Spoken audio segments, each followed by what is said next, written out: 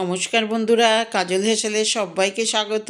তো বন্ধুরা দেখো, আজ আমি একটা ট্যাংরা মাছের রেসিপি নিয়ে চলে এলাম আলু বেগুন দিয়ে। তো এই শীতের আলু বেগুন, নতুন আলু আর এই বেগুন একদম মানে জমে যাবে। তো এই ট্যাংরা মাছ দেখো এখানে ভালো করে ধুয়ে নিয়েছি, আমি কেটে বাজার থেকে নিয়ে এসেছিলো এমনি কেটে, আমি তাও আবার ভালো করে উল্কা টুলকা ফেলে ভালো করে ধুয়ে নিয়েছি একদম। তো নিয়ে এখানে 500 গ্রাম ট্যাংরা মাছ আছে। তো এর মধ্যে এবার নুন, হলুদ আর কাঁচা সর্ষের তেল মাখিয়ে নেব। মাখিয়ে খুব একটা রাখার আমার সময় নেই, কিন্তু আমি মেখে নিয়েই রান্না করতে যাব। তো দেখতে থাকো বন্ধুরা। তো এখন এই শীতের বেগুন আর নতুন আলু দিয়ে এরকম ট্যাংরা মাছ রান্না করলে না একদম খুব দুর্দান্ত লাগে, আর রান্নাটাও খুব ভালো হয় বেগুন দিয়ে। তো বন্ধুরা, তোমরা খেয়েছো কি না অবশ্যই আমাকে কমেন্ট বক্সে কমেন্ট করে জানাবে। না খেয়ে থাকলে অবশ্যই একবার আলু বেগুন দিয়ে এইভাবে ট্যাংরা মাছ রান্না করে খেয়ে দেখবে, অসাধারণ স্বাদ। আর বন্ধুরা, একটা কথা বলা হয়নি, যাই হোক দেখানো হয়নি, ওইটা মিস্টেক হয়ে গেছে। তো একটুখানি সামান্য আটা আমি দিয়েছিলাম ট্যাংরা মাছে, যাতে না ফাটে। কেন আমি মানে নুন হলুদ মেখেই রান্নাটা আর ভাজতে দিয়ে দিয়েছি, তো ওর জন্য কিন্তু একটু স্ট্যান্ডিং টাইম দিলে এরকম ফাটে না। তাও ওই জন্য, আর যেহেতু আঁশছাড়া মাছ ওই জন্য একটু কাঁচা সর্ষের তেল দিলাম। এর একটুখানি সামান্য একটুখানি হাফ টিস্পুনের মতো একটু আটা দিয়ে মেখে নিয়েছি। তো দেখো, কথা বলতে বলতে আমার মাছ ভাজা হয়ে গেল।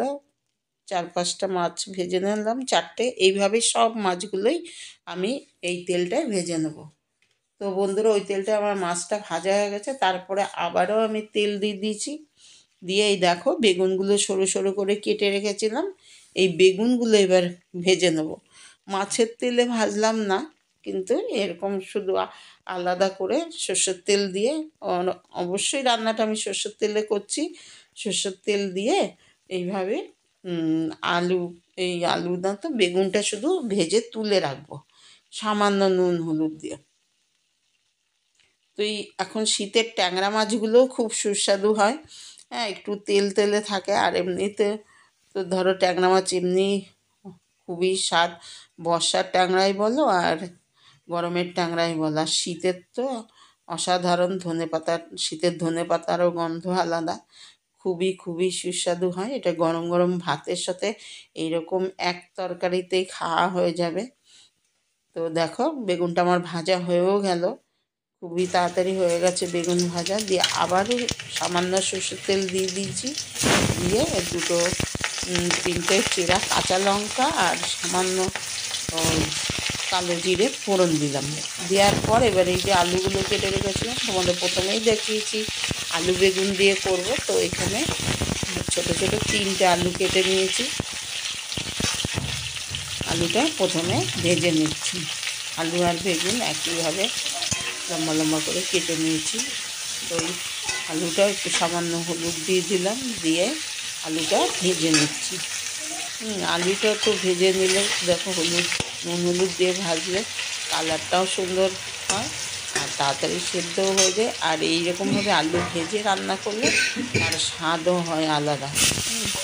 তো দেখো আলুটা ভালো মতো ভাজা আমার হয়ে গেছে। তারপরে আমি দিয়ে দিলাম এখানে একটা টমেটো কেটে।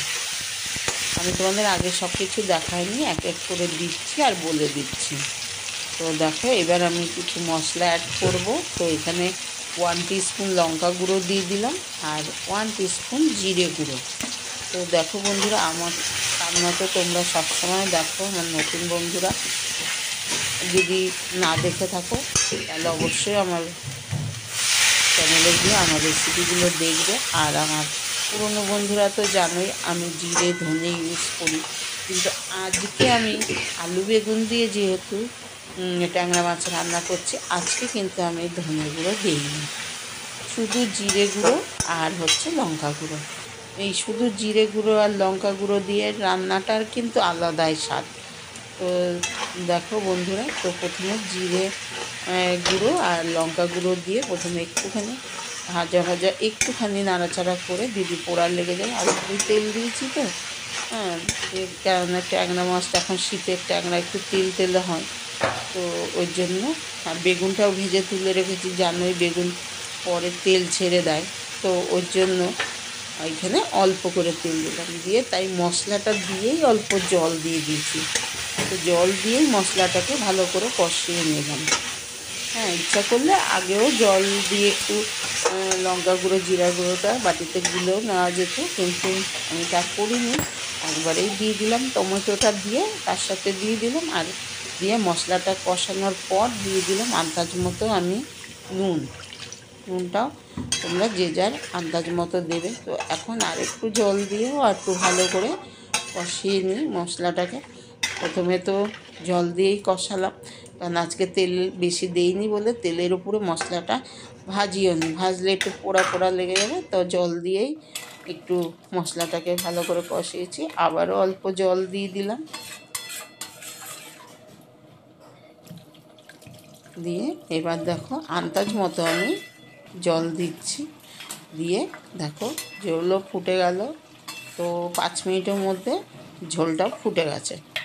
5 মিনিট মতো ফুটতে দিয়েছি জলটা দিয়ে। তো তারপরে যেই ঝোলটা ফুটে গেছে ভালো মতো, আর মশলা কষানোতেই ভাজাতে আলুটা সেদ্ধ হয়ে গেছে, তো ঝোলটা ফুটে যাওয়ার পর আমি ওই জন্য ভেজে রাখা বেগুনটা দিলাম। বেগুনটা আগে দিলে কিন্তু অত স্বাদ লাগে না, ওই জন্য একটু ঝোল ফুটে যাওয়ার পর আলু সেদ্ধ হয়ে গেছে, মশলাও ভালো মতো হয়ে গেছে, একদম ঝোল দুর্দান্তভাবে ফুটেছে। তারপরে এবার বেগুনটা দেওয়ার পর এবার ভেজে রাখা মাছগুলোও দিয়ে দিলাম। দেখো খুব সুন্দর আর খুব সুস্বাদু, আর যেমন কালার তেমনি খেতেও খুব সুন্দর হয়েছিল বন্ধুরা।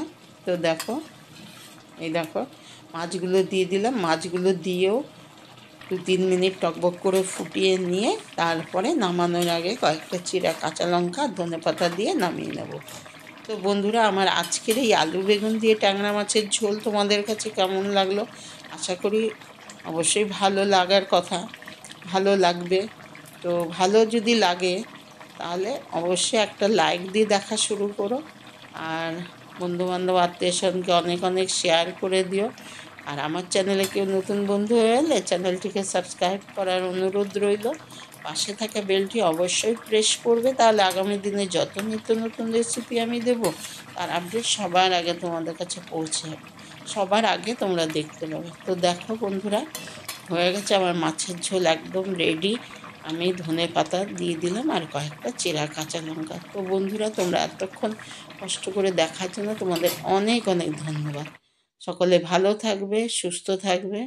আবারও আসবো অন্য কোনো রেসিপি।